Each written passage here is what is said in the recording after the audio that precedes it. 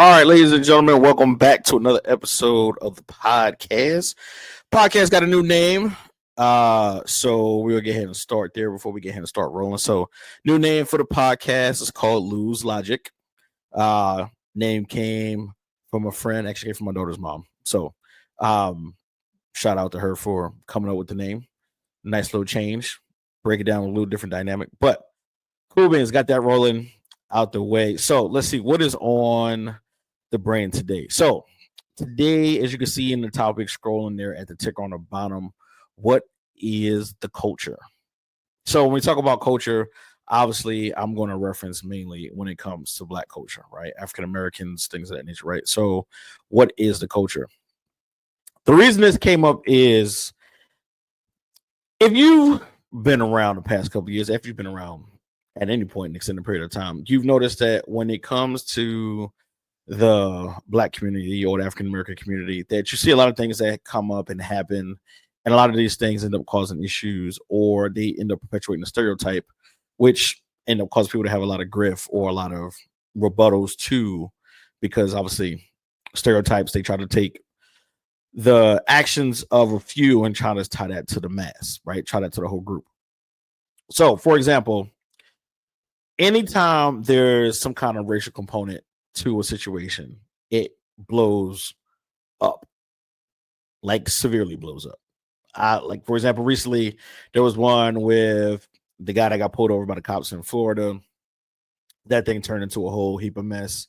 Before that, I'm just talking about recent stuff. There was another situation with a young man, young African American man. He ended up stabbing another teenager at a track meet, and that thing blew up into a whole nother situation, right? And it was, they trying to railroad the kid, a whole bunch of stuff. But when you sit there and you start deep diving into some of this stuff, right? This is where, for me, it gets frustrating. Now, by no means, mind you, do I come from like this crazy affluent background where it's like you didn't grow up, in a ghetto, projects, stuff like that. So that's not the thought process and mindset, right? Grew up in the neighborhood, bunch of stuff going on in the neighborhood, people selling drugs, doing whatever, all that kind of crazy stuff, like typical stuff. But the difference was, like, as I got older and started to learn, my mindset changed. So that wasn't the things that are, as they say, promoted or pumped up is, cats selling drugs, making a fast money, you know, making the quick money, as a thing where it was like, okay, yeah, that's something I want to do, right? Went a different route. And that came from due to how I was brought up, family structure, how things were set up, how, aunts, uncles, things like that, like how those folks are around, how those folks influenced, how my cousins and I grew up, my brother, sister, everybody, like how we grew up. So you think about that, and then you look at how stuff is now, and you see majority of the people committing most of the crimes are young cats, right? Young dudes in the street, as they say, the YNs and stuff like that in the street, running around doing all kinds of crazy stuff. And it makes you sit back and then look, and you're like, dang, like, what does the culture come to? Like, for me, like, when I grew up, there was a system and a level of protection that was built into the community that was there, and it helped guide it. Like, the community pretty much policed its own for the most part, if you get what I'm saying. So what I mean by that is, like, if we out on the street playing, you cutting up, you doing something you're not supposed to be doing. It was not part of course for a friend of your mom or a friend of your dad or your auntie or somebody, because they all grew up together. Like, so the community was pretty much built around, because folks grew up together, been around each other, knew each other their whole lives, whatever. So that security blanket, as I like to call it, was built in. So it was nothing part of course for somebody other than your parents to correct you if you was doing something wrong. You out there cutting up in the street, acting like you ain't got no sense, somebody was going to check you. If you were, and when I mean getting checked, like back in the day, we got our butts whipped, right? Trying to be PG for the podcast, but somebody put hands on you. You out there acting a fool, doing stuff you're supposed to do, and somebody's going to get you, right? You was going to get got by somebody, in a sense. And that wasn't something where it turned into an issue, to where, like, you was doing something wrong, somebody corrected you, your parents are going to come back and say something to the person that corrected you, like, don't correct my child type stuff. That wasn't the case, right? It was a community-based thing where everybody was there to, kind of police and look out for the kids and look out for their folks or whatever and stuff like that. And then you fast forward to now, where it's like Where is that? That's non-existent.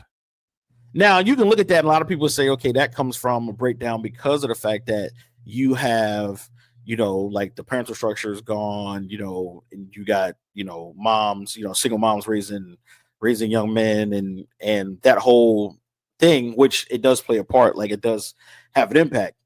For example, like not having positive male role models um in a young boy's life can have significant repercussions and significant things that stand out.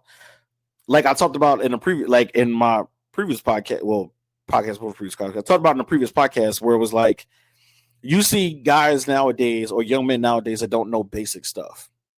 And when I mean by basic things, you're talking about like basic handyman stuff, like or basic mechanical stuff, how to change a tire, fixing some stuff in the house, like basic stuff that you would have learned if your dad was around doing stuff like that, or you had uncles around that was handy, or just stuff, people around you that could show you the small things that you would need to be able to, be able to survive on your own type deal. And you don't have that. That's one part. But then as you continue to go down, like if you was to make a list and go down the list and you'll just see the things and stuff that's happening and what's going on. As you continue to go down, you continue to see like the structures that was there from years ago is now non-existent. And with that lack of structure, you have now kids running around doing all kinds of crazy stuff. And then you look at it and then look at the rate of people having kids young. So now, like my folks had me when they was in like their 20s, so I didn't have my daughter until I was in my 30s, so you see the different age gap and how stuff was previously. Then you look at it now where you got people having kids 16, 17. Now, your grandma your mom is a grandma, 36, 37, 38, like super young, as opposed to when years ago, a person was usually closer to their 40s and stuff like that. On most cases, like, there was cases where stuff like that didn't happen. But you get what I'm saying, where like certain things happen at certain ages. So you had already lived life to an extent and had certain life experiences that was able to guide you when it came to guiding young people. You look at it now, non-existent. Or the structure from a home standpoint, like from the parents, is non-existent. See, the one thing I've seen recently, and this is just, just stuff that you see, stuff going on, you see it online, whatever, or just in interactions and dealings with people on the norm, is a lot of people want the title of being a mom or being a dad without the responsibilities and the things that come along with it. Now, make that make sense.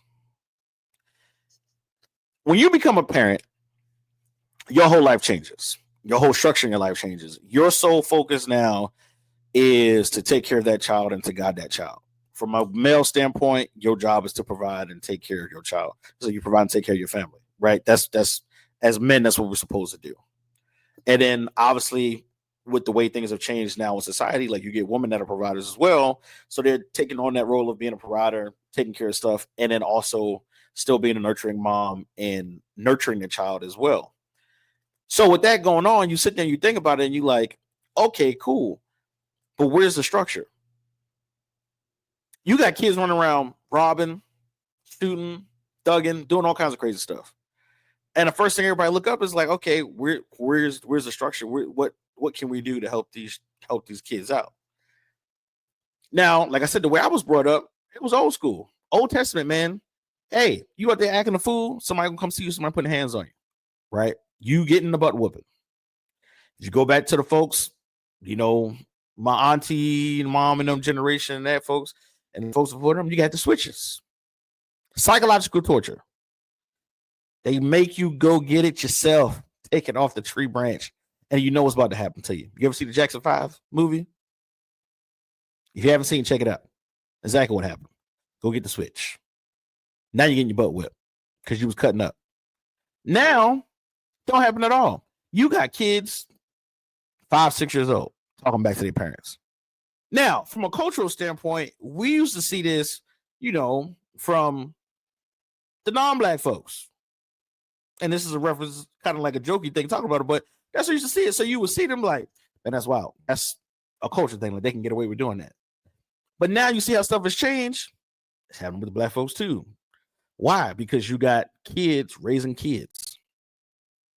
Make it make sense. How do you have a child and you see it all the time, people posting on social media, doing all kinds of crazy stuff. You got a kid and you don't see people posting nothing to their kid, but they're posting themselves on trips, going out, doing whatever. And it always tripped me out because I've said it time and time to friends of mine. I was like, the thing that trips me out is I work hard, right? To be able to make sure my daughter has stuff that she need, live life and all that good stuff. And it trips me out how the folks that don't really have money, like, you know, they broke, they check the check or whatever, stuff like that. And that's not an assumption. That is just, you can see it, how they're living their life. But these folks are taking trips, posting all over the place. And I'm like, how the broke people doing all the traveling? And you here working your behind off, something is wrong. Either it's a mismanagement of funds on our part, the folks that's doing what they're doing, or somebody just neglecting responsibilities and deciding to take care of responsibilities. Excuse me, rather go ahead and take a trip somewhere. And it's like, wow, man, you sit there and just look at him like, explain that to me. Because if you talk to anybody from I would say 2 previous generations ago, when you have a child, everything else goes to the wayside. You know, partying, you know, the crazy adventures and stuff you was going on, all that cease and desist. Because your sole focus now was raising and taking care of a child, pouring into a child, nurturing a child, so that child can grow up to be somebody productive and be able to take care of themselves when they get older. Culture, it's like, where is it? Now you got the advent of social media, things that nature going on. So now you're looking at stuff from that standpoint. You're like, okay, cool. We got the social media thing going on. Everybody want to be social famous, right? So, and now that's like the key focus. People can't even sit down and have a tangible conversation. Trips me out. You go to a restaurant, if you don't believe me, go to the next time you go out, for the folks that's watching this, or may come across this video, the next time you're sitting down somewhere, go out and watch people's interactions when they're sitting at a table. People are on their phones. Can't even have a decent conversation with somebody. And I said it to say, like, all these things, when you look at it in totality, all add into the same thing. Now, those things that I'm talking about doesn't just affect, obviously, the black community, it affects the world in that regard. But when you look at the black community standpoint, right, like, everybody is like, this is going to be some stuff that I'm about to say, and I know it's going to cause some issues. People are going to be like, oh, man, how you talking like this? It's the truth. People get pissed off when somebody from the black community gets successful, they make money, they start doing well for themselves. The first thing they do is move out of the place that they grew up in. And then the people that don't leave there get pissed off and get upset about it. And they're like, oh, man, you just run away from the hood. This is the dirt. But then at the same time, it's like, why would I stay? Like, what is a tangible reason for me to stay? If I stay, I'm going to get judged. I'm going to get ridiculed. I'm going to get talked about. Why? Because I took the time and put the work in to make myself successful. Somebody else didn't, and now they got an issue with me. Now they're looking at me saying, oh, you think you're better than us. Oh, you got a little money, man. Now you think you're doing something. No. I saw something that I wanted. I had a goal that I wanted to achieve, and that's what I went to achieve it. That's not a knock on somebody else, but everybody has the same opportunity. That's the other thing that comes up, right? This is going to sound, it's crazy, but it's the truth. I feel at times black people are the most racist people in the country. Why? The first thing out somebody's mouth when somebody gets stopped or can't do something is somebody trying to keep them down. Now, the caveat to what I'm saying is that doesn't mean that doesn't happen. The situations don't happen and come up where somebody is trying to stop you from getting to a certain level or getting to a certain point. It does happen. But the perpetuation and the constant pushing of, man, this person trying to keep me down, man, they're trying to stop me from doing X, Y, and Z. Everybody in today's USA has equal opportunity to do whatever they want. Now, that's not saying that my opportunity, your opportunity is going to be the same. We might have access to the opportunity, but the paths just may be a little different. But you can still succeed and progress to get something that you want if you put the time in to do it, if you put the work in to get to where you want to get to. So a lot of times people don't get to where they want to get to because they're lazy. They don't want to put the work in. For example, you can have a buddy not working, not working, not doing anything. They just bumming it out. You come across, you might have a friend, somebody that's working in a fast food restaurant. They like, hey man, we hiring. You know anybody that's hiring? You know anybody that might be looking for a job? Yeah, man, I got a dude, man. He, you know what I'm saying? He ain't really doing too much. He might be looking for some work. You give that recommendation to the person. They get pissed off with you. Oh man, I can't work that, man. That ain't no money. That ain't no money. So wait a minute. Instead of you taking something where you can have some kind of funds coming in, you'd rather say no and have no money. Now you broke, or you stay broke. But then the first thing out your mouth is nobody want to give you an opportunity. Nobody want to give you a chance. So that's the thing I think a lot of people miss is the fact that you have to start somewhere. Most CEOs and people that are in a higher position from an employment standpoint didn't just walk into that position. Most. Now you got the few, rare occasions, the buddy club. It ain't, what you know sometimes is who you know. That does have effect. We can't deny that. That's just talking facts. But everybody has to start somewhere. The old company that I used to work for, I think the guy I don't even know if he's still running it now, but at the time the guy was running the company, he started as a janitor or somebody cutting the grass for the spot. Worked his way in, got into a low entry spot there at the place, worked his way through, got his education, dude became a CEO. So you can't sit there and say, I don't have an opportunity. Sometimes you have to start at the ground level. You got to work your way in. But if you're too lazy to work your way in, you can't blame everybody else for you not succeeding at something because you chose not to succeed. But that's the way it is, right? That's the way for us. A lot of times, that's the way it breaks down. Person told me, "Oh man, you doing good, man. You need to come back and get back to the hood, man. Get back to the hood. Get back to what? Why should I pour my resources into something that's not going to invest a return?" Now, yes, you can have. I don't know if they still got them now. Boys and girls centers and things of that nature where you can pour into to kind of help the youth. Youth programs and things of that nature that you can have. Yes, that's cool. Pour into that stuff by all means. Volunteer. Be a big brother. Be a mentor. Right, for the brothers and for the sisters too. Be mentors to the young sisters out there. But do that because that's something that you can pour into and you can actually see what you're giving in showing fruits of that. As opposed to somebody just telling you just dump money into something and it's like it proves no point. It serves no purpose. People will say, "Oh man, these people they running out of here, man. Run to the white neighborhoods or the other ethnicity neighborhoods, man, to set stuff up. You need to get back to your own. Get back to your own." Okay, for what? I open a store in the hood. Who's more likely to rob me? My own people. Or they want discounts, handouts. Not everybody, but a good majority of them, that's what they want. Then you don't do it. Now they got a problem with you. Like I said, just like if you go to start making money, they got a problem with you. Because they feel you're not doing your responsibility to give back. And it's like, well, what are you doing to contribute? Selling drugs, robbing, stealing, sticking people up. For what? These are the same people that you want to come back and help you. But instead of you helping yourself, your first inclination is to take from somebody that has. What does that make sense? How is that logical? How is that helping the community grow? I don't understand it. But this is the stuff that, like I said, they'll kill you for. Literally. They had a video posted online. A dude was in the car talking mess on the social media. Dude rolled up on him. He like, "Yo, man, what's up? What's up?" Dude stepped out the car, ready to do something. It sounded like if you watch the video, like somebody taking the chain or something like that, because dude's wearing a pretty nice chain. Shot him. Boom. Killed him right there on the street. Shot him in the chest. One shot. Gone. For what? We are quick to jump up and say, "Oh man, this person's doing this to the black community. This person's doing that to the black community." When we are more critical and more defamating to ourselves than anybody else. And it's a fact. People jump up and say they hate a white person. Nothing happens. But let an incident jump off between a white person and a black person. You got Black Lives Matter. You got Reverend Al Sharpton. I forgot the lawyer's name that was like representing the kid from Florida. All this craziness. All this craziness. But killings going on in Chicago.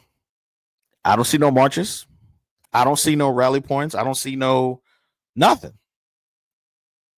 Just saw a story on the news today.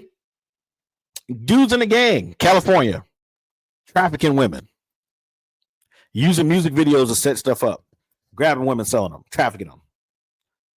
Black kids, black brothers, trafficking women. Make that make sense. It's on the news. Can't miss it.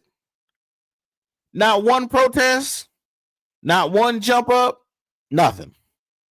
Now, probably in the local communities where this was going on, you might get a little rally point, stuff like that. But where's the national push from the community like they do with everything else?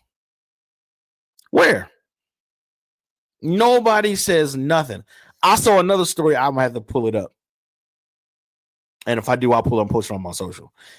Where they ran up on a dude trying to get him. 7-year-old kid got killed. Where's the money for that kid's GoFundMe? 7-year-old. Little kid played football. That's the picture they posted was him in his football uniform. Nothing. No traction, no motion, no news, nothing. But yet, if it had been done by a white person to a black person, it'd have been all over the place. What they doing to us, man? They're killing us as a third. Look at the rates. Black on black violence. No coverage. Why? Because it doesn't perpetuate the narrative. It doesn't pump up what they want you to see. It doesn't pump up the dynamic that they want you to hear and they want you to talk about. Make it make sense. How does a 7-year-old kid get killed? Nobody says nothing. Locally, because I believe it was in Florida, they talked about it. They had a GoFundMe for the kid. Got no traction. None. I think when I did, this was some months and months ago, when I looked it up at the time, I think the kid had maybe like $200-300. But then this kid here in Texas stabs the dude. Stabs him in the chest, in the heart. Boom. Kid dead. How much money they had on that GoFundMe for that his parents had, and then all of a sudden they put a motion in court saying that they can't afford an attorney. What happened to the money? See, I think an issue that we have is everybody wants to get rich quick. One. So they'll take a tragedy and try to flip that into a situation where they crying on TV. And nothing that gets me what people do every time that something like this happens, the first thing they do is they want to put God in it. Y'all want to put God in stuff, but where was y'all doing and living right so that you wouldn't be in a situation? God wasn't a factor there, was he? Funny how when stuff get crazy, the first thing everybody do is holler, oh God. Won't go to church. Won't try to live right. Won't try to use your life to help other people and put good out there in the world. Not doing none of that. The second something crazy jump off, you on TV. Oh, I just want to thank God for protecting us. Come on, bro. What are you doing? What are you doing? Lying on national TV. But it's okay because that was a racial situation. Oh, what was us to black people? Because a person of a different complexion did something to us. And that's not discounting the stuff that happened from a racial standpoint, different points in times. Well, yeah, we did get the short end of the stick. That's not a lie. It's not, you can't hide it. It's documented. It's proof of it. People getting hanged, beat to death over just dumb stuff. All kinds of crazy stuff. But then you say this stuff and everybody look at you like you jacked up, like something wrong with you. You're a betrayal to the race. No, it's just calling stuff the way it is. Seeing stuff the way it is. But see, nobody want to be held accountable for the stuff that's going on. It's easy to perpetuate a narrative and be like, oh yeah, man, this is what's going on. Yeah, we got to all stick together. Y'all want to stick together, but then let somebody get shot on the street.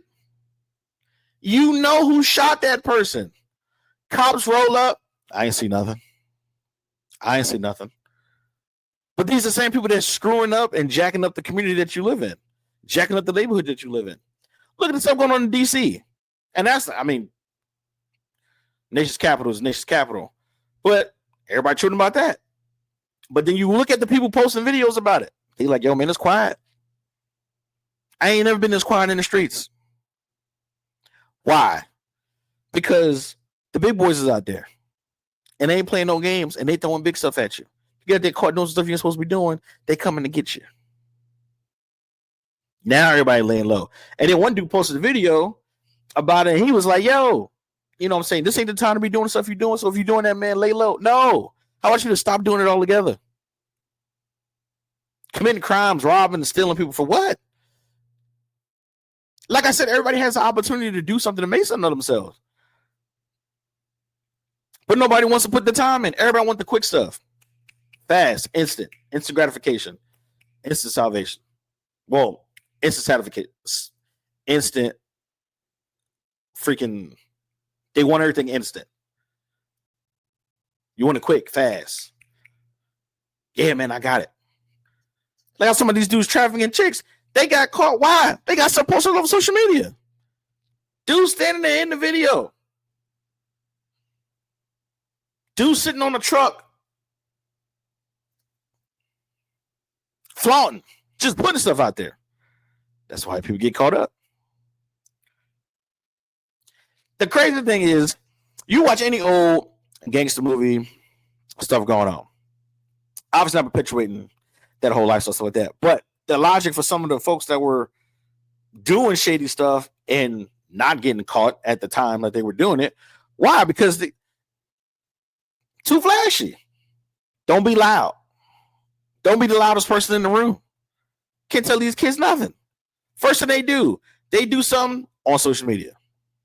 They will rob and kill somebody. Got the person's jewelry be on social media. Yeah, man, look, we just hit it, man. We just hit it. Then you get locked up. Something bad happened to you. Now your parents are still crying. Talking about something you was a good kid. Another thing that trips me out.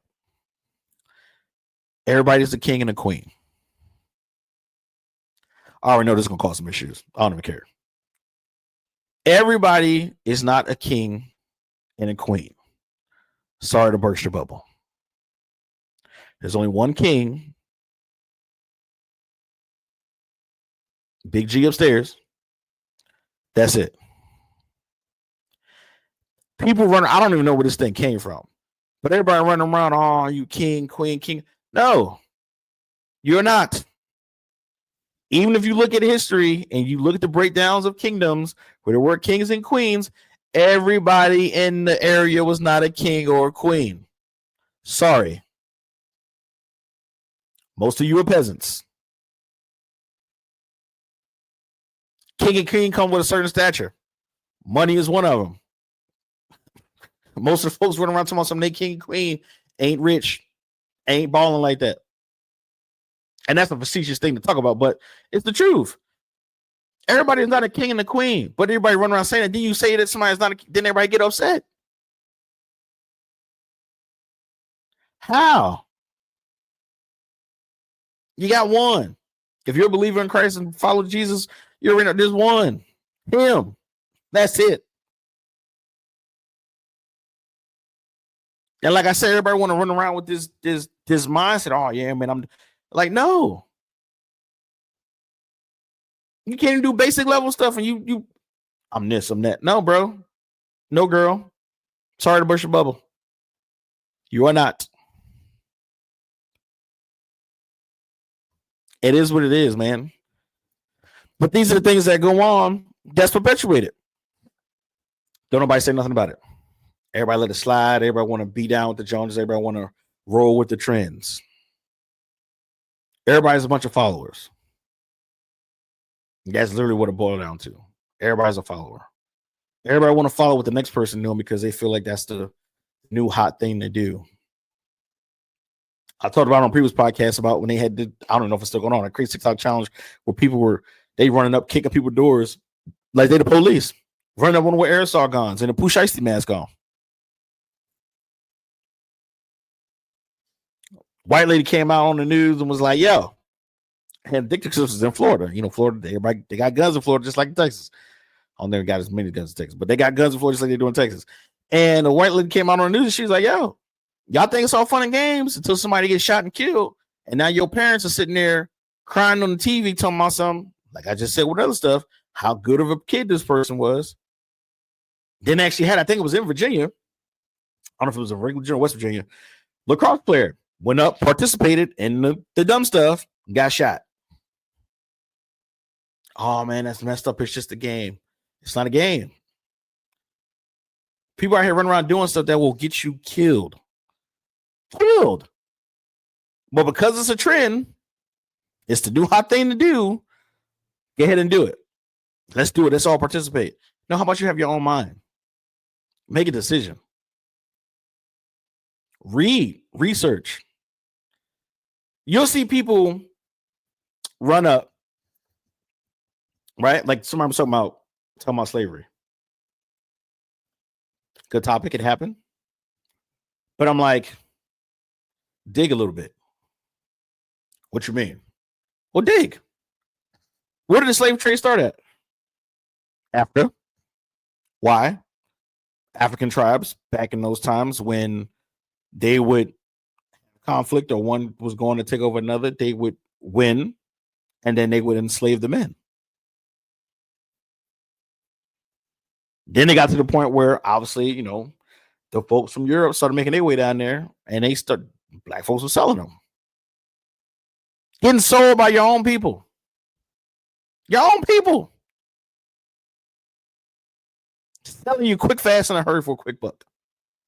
Now, that doesn't discount for the fact that they did come in and people were snatched up, loaded up, forced into certain things, stuff like that. Yes, this is true. It did happen.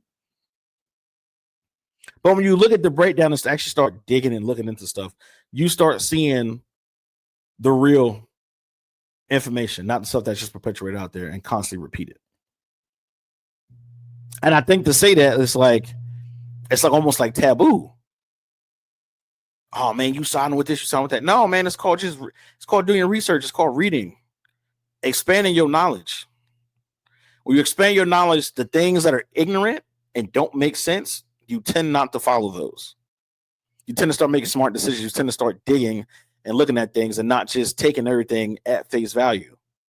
Like when that situation jumped up with the kid in Florida with the cop, I was like, okay, something seemed a little odd, you know, short clip. Everybody went nuts. Oh man, please do an XYZ to him. I've been pulled over several times, like I said in the previous video. And look, man, I've been pulled over in Virginia, Commonwealth. Hey, look, it is what it is. Shout out to Virginia. But I got pulled over then, and cop was being the dick. Did I get crazy and start mouthing up to the cop? Why you pull me over? Why you pull me over? And the cop told you why they pulled you over, and you like, no, that's not. You don't get to make that determination. Not right there on the side of the road, you don't. That's just not smart. And see, once again, it comes back to these trends. You get these dudes that post like, when a cop stops you, you have your rights to do X, Y, and Z. Yes, you do. But that ain't the time to sit there and fight it. Why? Because you don't have the same intellect and knowledge that the person that is making that video has. The intricacies, what to say, how to present it. You watch a 5-minute video, then you think, oh yeah, man, I got it. And the cop pulled me over, man, I'm gonna say X, Y, and Z. And then you do that, end up getting your ass kicked, pardon the language, or you end up dead. Over what? A routine traffic stop? Like I said, man, I've left work exhausted, completely exhausted. Probably should have pulled over on the side of the road and sat somewhere and conked off for about 5-10 minutes before I rolled down the road. Driving, speeding up, slowing down, swerving in the lanes. Cop pulled me over. White cop pulled me over. First thing he said to me, he was like, you know, hey, what's going on, blah, blah, blah. Asked license registration. Now, my time, he pulled to the car, window stuff's down, lights on, ID in hand, ready to go. No arguing with the officer because I knew when he pulled me over, I know why he pulled me over. It wasn't a shock. When engaged in conversation, he was like, had anything to drink, blah, blah, blah. I asked what was going on. I told him, I said, I just left work. I'm tired. I'm almost at my way home. He pulled me over. He stopped me probably like more than right about 10 minutes away from my house. What's going on? He's like, man. So we start engaging in a conversation. Obviously, every cop got different methods. He was a DUI cop. That's the time that they rode out there, the time that they patrolling. Dude said the first he said he was like, man, he said, dude, I would have bet my paycheck that you was drunk from the way you was moving across the road. Fair enough. He's how far you got to go home? About 10 minutes down the road, sir. He's like, all right, everything checked out. You're cool. He said, look, man, I'm gonna follow you about X, Y, and Z, and then get ahead and let you roll. Just want to make sure you get there safe. No problem. Appreciate it. No issues. Now, if I got there, why you pulling me over, man? This is in the third, talking all kinds of crazy. Now we having a different conversation. I was in North Carolina. This was some 2012. Like I said, I talked about this on a previous podcast too. I was speeding, reckless driving. I passed a cop doing 102 miles an hour. 102. Woo. Racing to get back to base. So the cop hit the lights. I was like, ain't no point. Pulled over on the side of the road and sat there. Cop came up. And the reason he was going so fast, what's going on, man? Tell the cop, I was like, look, man, I got to be back on base by X, Y, Z time. I am pushing it. Cop said, license registration, gave it to him. He was like, sit tight. He went and checked my stuff, came back. He was like, look, I understand you're rushing to get back. Next time be more mindful of your time. He said, but slow it down. You don't want to end up dead trying to make it back to something. Yes, sir. Drill the rest of the way. So it's not a blanket of every cop or every white cop is racist or the cops is out here trying to get you. Now, I'm logical. There are bad apples everywhere. It does happen. You do come across some a-hole cops that's just an a-hole to be an a-hole. But your response to them to de-escalate stuff is to try to be as minimal as possible. Why? And then people talk like, oh man, you just giving up your power, man. No, it's called being smart. Using logic. You start mouthing off getting all swollen in the chest for what? You are completely at a disadvantage.